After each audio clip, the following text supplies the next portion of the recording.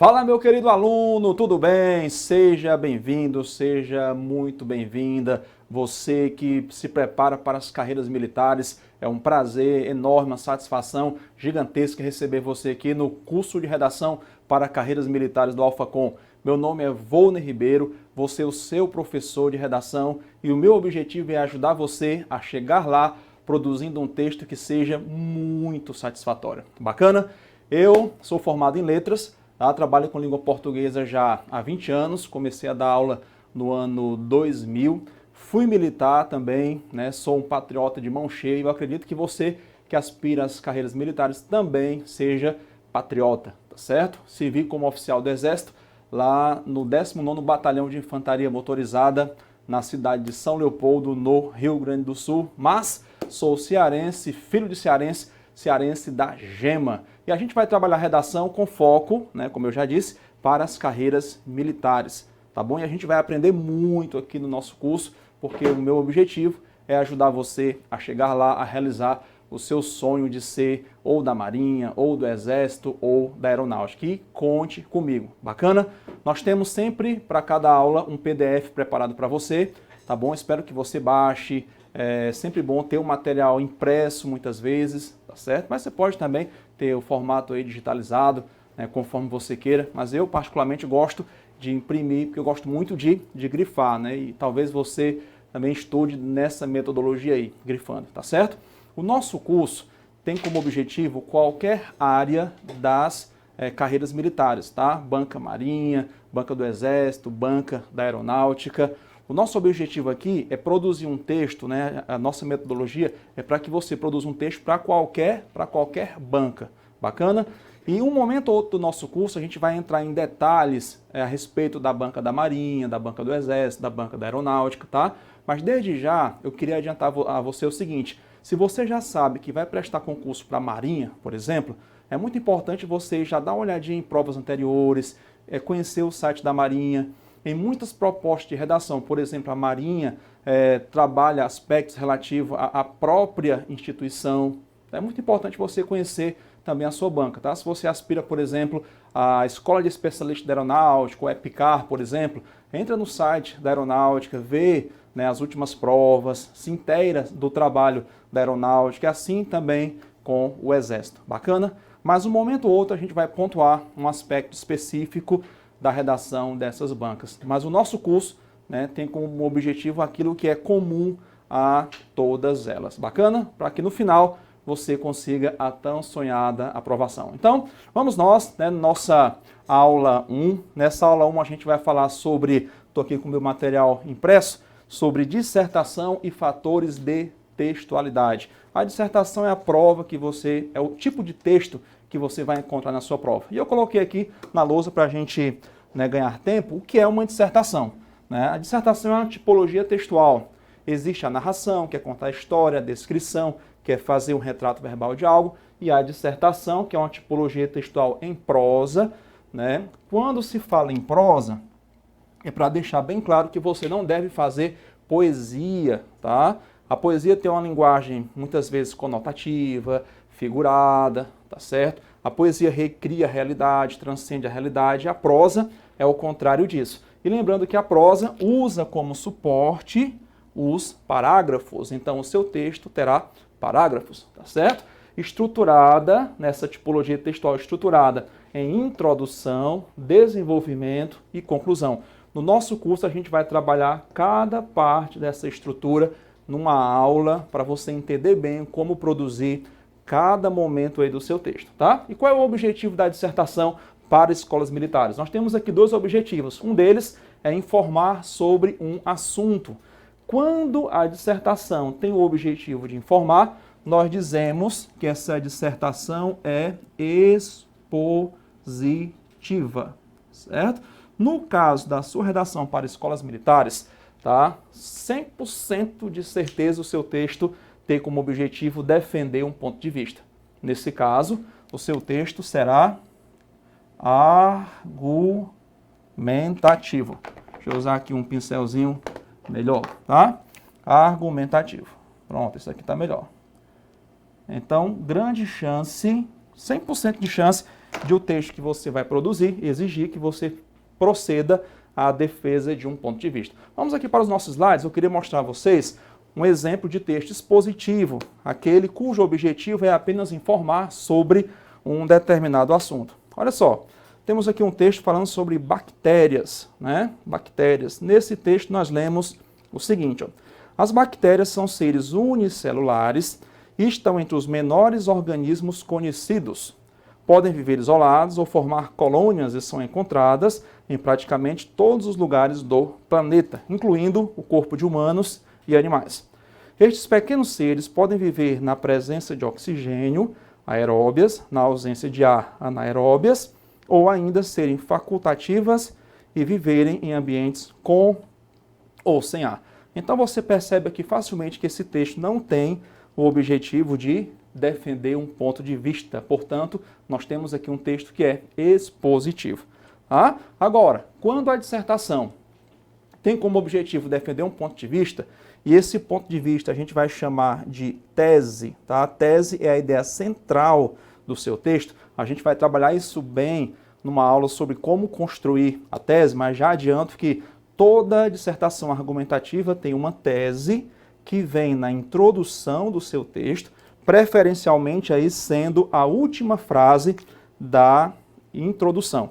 Quando a dissertação traz uma tese, o objetivo aí é o quê? É defender essa tese. Temos aqui um texto para a gente ler, um texto argumentativo, em seguida a gente vai proceder à análise dele.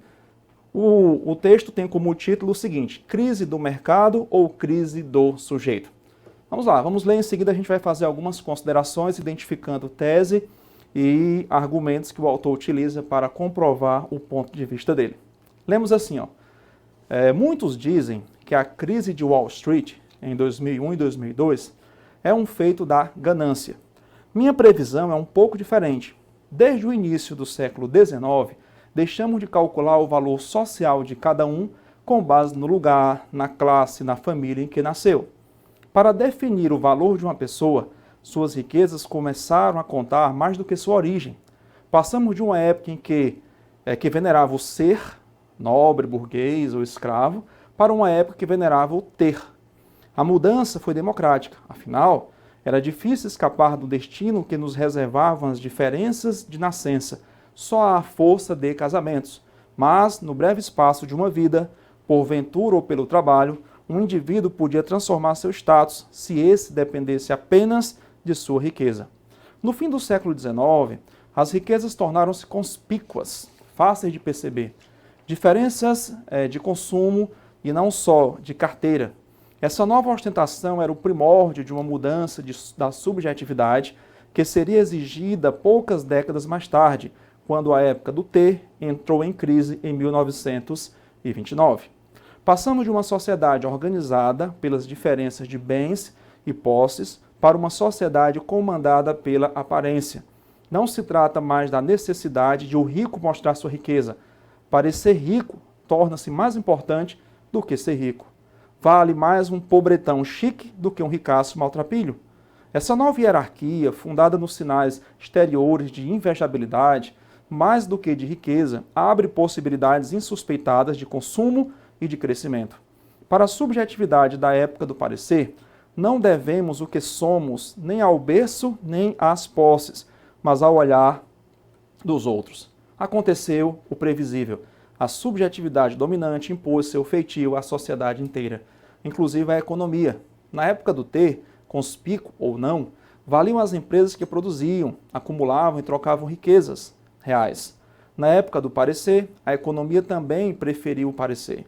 Valiam as empresas que pareciam ricas, ou seja, que produziam, sobretudo, sua própria imagem. Obviamente, no mundo em que parecer é mais importante do que ser, as ações da empresa fazem parte da fachada. Valorizá-las, mesmo por um embuste contábil, é mais importante do que aumentar a produtividade ou equilibrar balanços. Essa bolha estourou. Talvez estoure também o tipo de subjetividade que foi a alma da bolha.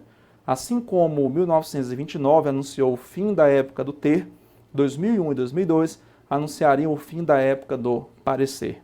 Depois da subjetividade do ser, do ter e do parecer, quem sabe, seja a hora de uma subjetividade do fazer e do fazer, se possível, as coisas certas. Texto publicado aí no jornal Folha de São Paulo, nós vemos claramente aqui um texto de natureza dissertativa a argumentativa. E com base na leitura desse texto, nós podemos concluir algumas coisas. Eu fiz aqui umas pequenas análises para a gente se inteirar do processo argumentativo desse texto. Por exemplo, todo o texto, é o texto inteiro, se organiza em torno da defesa do ponto de vista, defesa do ponto de vista.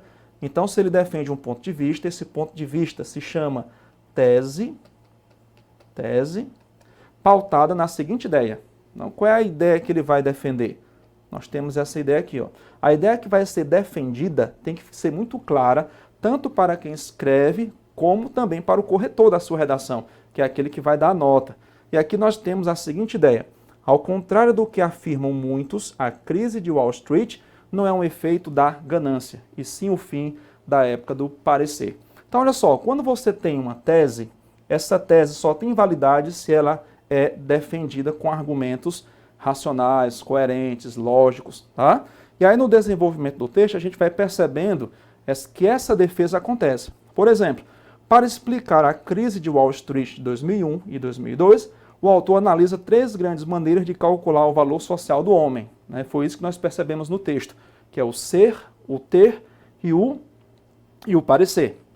O que mais? A primeira maneira, que é o ser, era anterior ao século XIX, quando o valor social do homem era calculado com base na classe social. O que mais? O que, num primeiro momento, era algo democrático, a passagem do ser ao ter, passou a ser também discriminatório, porque mais importante do que ter era ostentar. Bacana? Câmera? Então, olha só, o que nós já vimos até agora? Que a dissertação é uma tipologia textual em prosa, não posso usar de poesia, tá? Não posso fazer versos, os versos são o suporte da poesia, os parágrafos são o suporte da prosa, nosso texto terá introdução, desenvolvimento e conclusão, e o nosso texto para escolas militares irá defender um ponto de vista, ou seja, o nosso texto será argumentativo. Nós vimos aqui um exemplo de um texto argumentativo, comentamos esse texto, e é nessa linha que o nosso trabalho vai seguir, tá? A gente vai ter que produzir um texto dissertativo argumentativo que agrade ao corretor, porque agradar ao corretor significa que vai agradar a gente também. Bacana? Olha só, quando se fala de dissertação, câmera, nós temos o seguinte, a dissertação é um texto não literário. Eu fiz questão de destacar isso aqui, porque se alinha com aquele pensamento inicial. Nós vimos que lá no começo que você tem que fazer um texto em prosa. Tá? Esse texto em prosa é um texto não literário. O que é um texto não literário? É um texto que trabalha com a denotação. O que é a denotação? É a linguagem literal. Ou seja, na sua redação você não pode trabalhar com conotações. Tá? Tudo que é dito aqui é entendido ao pé da letra, ipsis literis. Ok? Por exemplo, você tem a palavra flor. A palavra flor na botânica, por exemplo, tem uma característica própria, literal. Num texto poético, flor pode ser uma pessoa, flor pode ser até a própria língua portuguesa. No poema de Olavo Bilac, quando ele chama a língua portuguesa de última flor do Lácio. Aqui não, aqui eu primo pela literalidade. Tá? Outro aspecto do texto não literário, que é a nossa dissertação, a objetividade. Professor, qual é a diferença entre objetividade e subjetividade? Por exemplo, eu digo assim, este pincel é vermelho. Eu tenho aqui informação objetiva. Se eu disser este pincel é bom, então eu tenho informação subjetiva. Então a objetividade é aquilo que é, independentemente daquilo que eu acho que é. Para isso, eu aconselho a você usar verbos em terceira pessoa ou na voz passiva. Por exemplo, sabe-se que, acredita-se que. Tá? Professor, eu posso usar sabemos, primeira pessoa do plural? Posso usar, mas eu não aconselho, tá?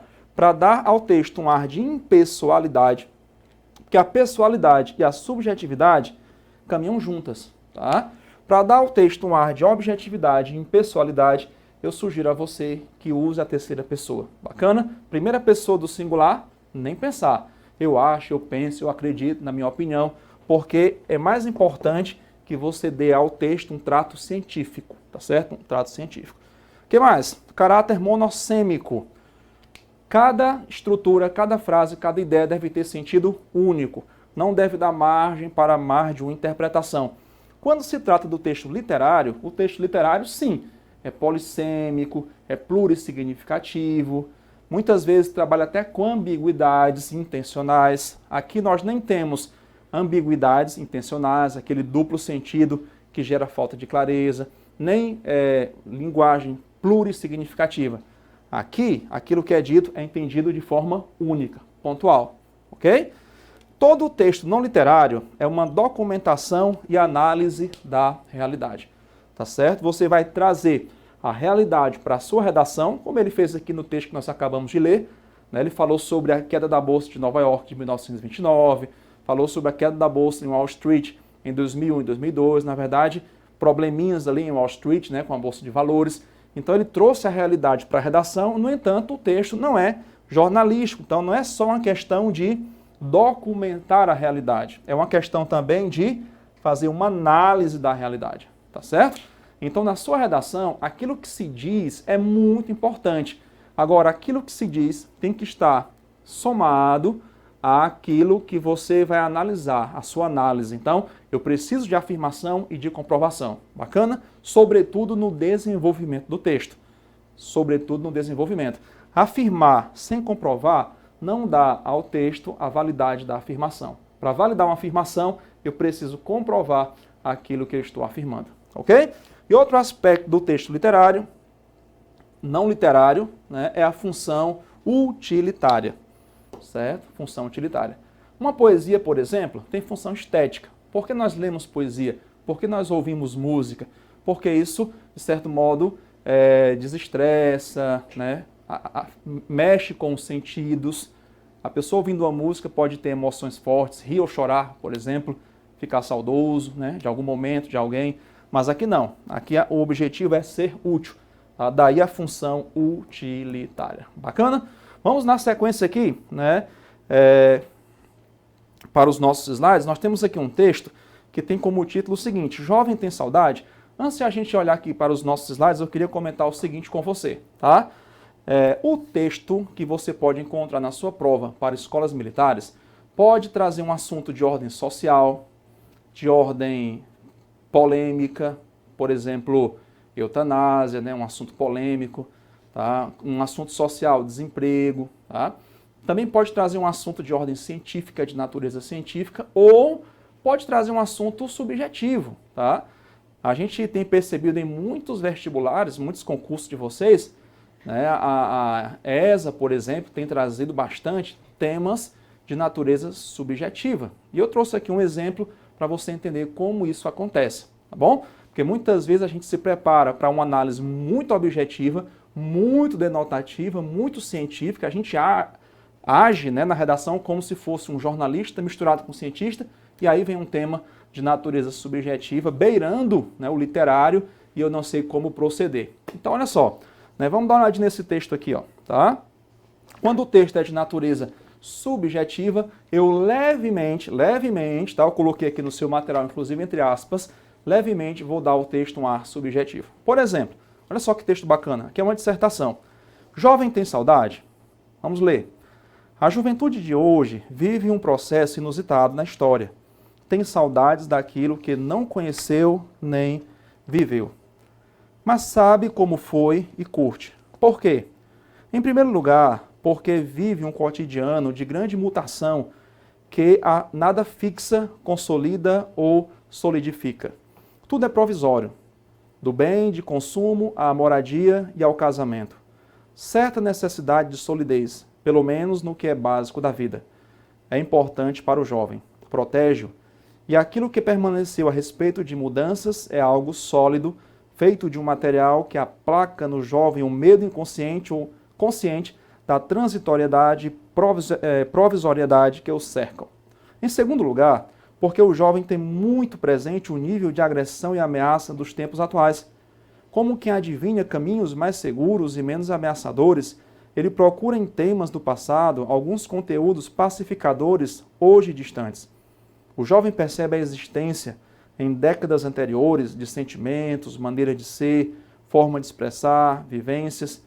Ele percebe que eram tempos de menos loucura, doença, agressão, tensão, terror. São, portanto, duas formas de saudade diferentes da saudade tradicional, digamos, aquela que se sente por pessoas, músicas, tempos vividos.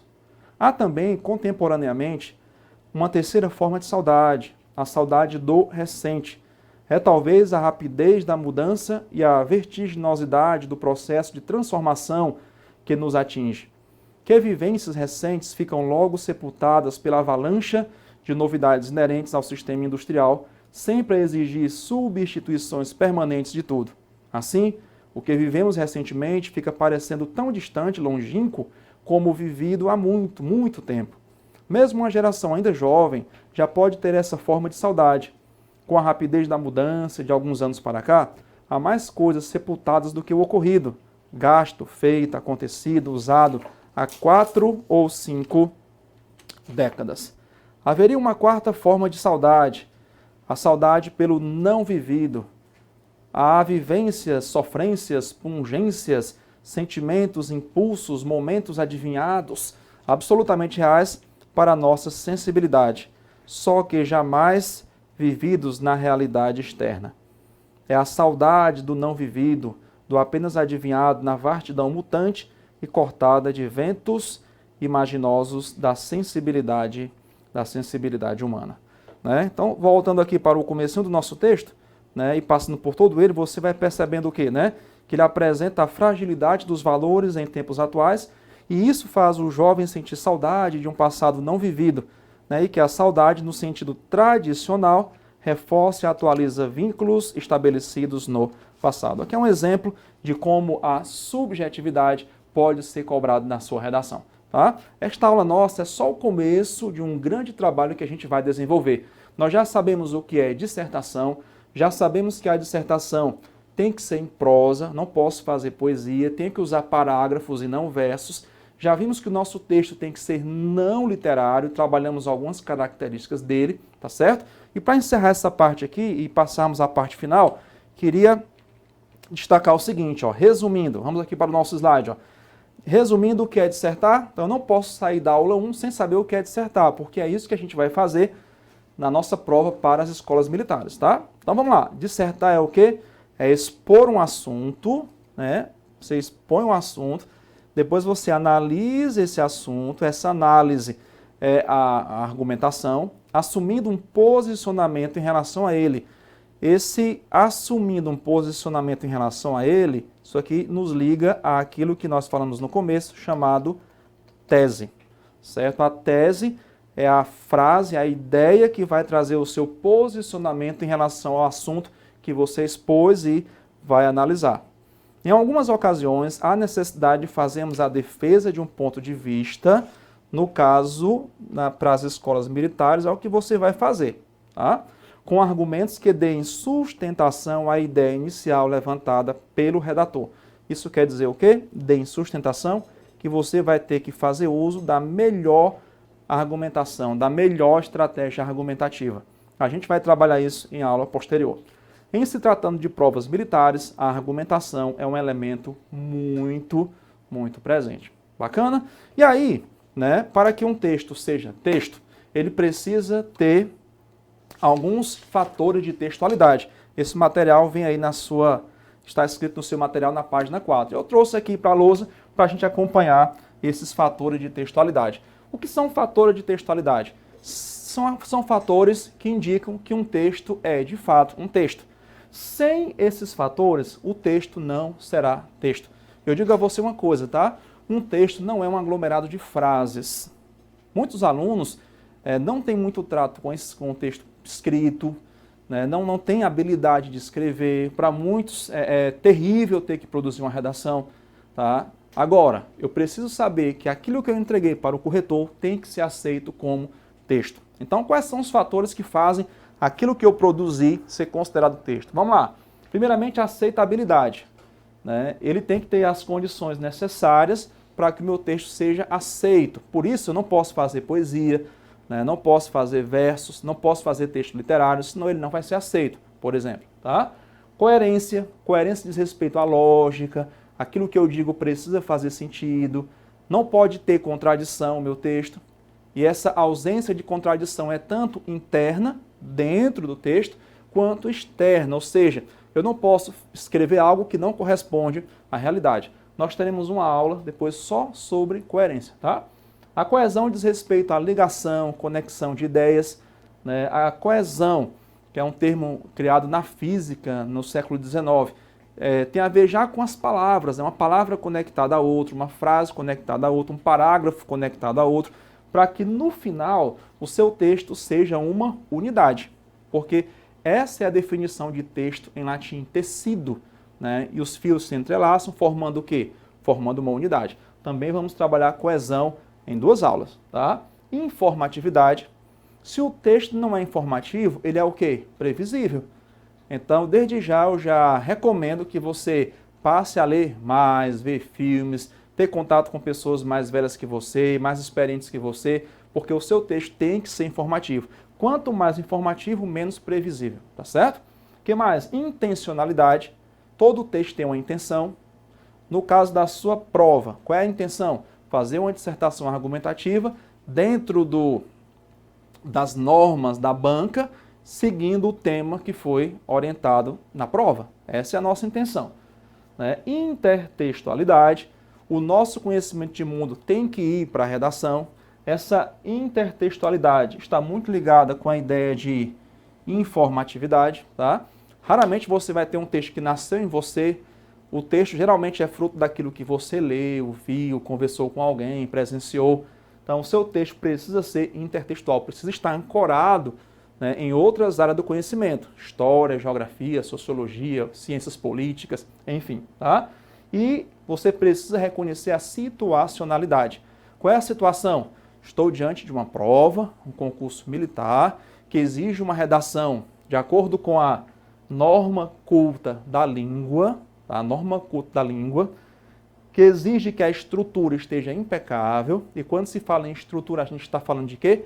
De introdução, desenvolvimento, conclusão. Às vezes eu pego redação para ler e o texto começa com cara de desenvolvimento, ou termina sem que a gente perceba uma conclusão ali. Então pode parecer fácil, mas não é tão simples assim, apesar de não ser tão complexo também, tá? Mas o seu texto tem que ter uma estrutura bem feita, introdução, desenvolvimento, conclusão, deixando claro em cada momento, não escrevendo isso, mas deixando claro pela fluência do texto, que o texto começou, desenvolveu e finalizou, tá? E você precisa interpretar o tema, tá? Para que essa situacionalidade seja bem feita, eu preciso, além de usar a norma culta, ter um texto bem estruturado, fazer a correta interpretação do tema, porque se eu entender errado eu vou fazer outra coisa. Lembro-me uma vez, pediu-se uma redação sobre lazer e falaram sobre laser. Então, assim, a grafia é muito parecida, né? O nosso câmera está rindo aqui, ó. A grafia é parecida, né? Troca um S pelo Z, mas confundiram aí catraca de caminhão com cunhaque de alcatrão, né? Então, eu preciso entender bem o tema, tá certo? Lembro-me uma vez, caiu uma prova para concurso militar, cujo tema era Quando eu vejo um militar, né? Então, a prova queria que você falasse do patriotismo que isso despertava em você, né? Teve um colega que colocou, quando eu vejo um militar eu fico todo arrepiado, né? Então, não sei qual era a intenção dele com isso, né? Eu quero vestir aquela farda também, mas eu acho que ele entendeu errado o tema, tá certo? Então, interpretar o tema corretamente é muito, mas muito importante mesmo, para você se manter no foco, tá? E por último, o conteúdo, né? É como eu vou apresentar isso. Eu entendi o tema, eu domino bem a gramática, o meu texto está bem estruturado, mas a questão é, câmera, como é que eu vou apresentar isso aí? Bacana? Eu me despeço aqui de você nesta aula, neste momento, tá? Dizendo o seguinte, o seu texto deve ter pelo menos 4 parágrafos, tá? Nós falamos em estrutura, e nessa estrutura você vai fazer um parágrafo de introdução, 2 a 3 de desenvolvimento, só um parágrafo de desenvolvimento. Pode, professor? Não, tá? 3 no máximo, tá? Porque afinal o texto tem uma limitação de linhas. Bacana? E um parágrafo de conclusão. Então o seu texto vai ter de 4 a 5 parágrafos, tá ok? Para quem vai fazer SpaceX, a sua redação deve ter de 25 a 30 linhas. Se você fizer só 24, perde ponto. Se passar de 31, começa a perder ponto. Tá? Para quem vai fazer ESA e outros concursos, você pode fazer de 20 a 30 linhas, mas eu sugiro, né, a gente pode padronizar aqui, não é lei, tá? Em torno de 25, 26 linhas, tá? Isso vai servir para qualquer concurso militar. Bacana? Forte abraço e conte comigo nessa caminhada aí rumo às escolas militares. Valeu? Tchau, tchau.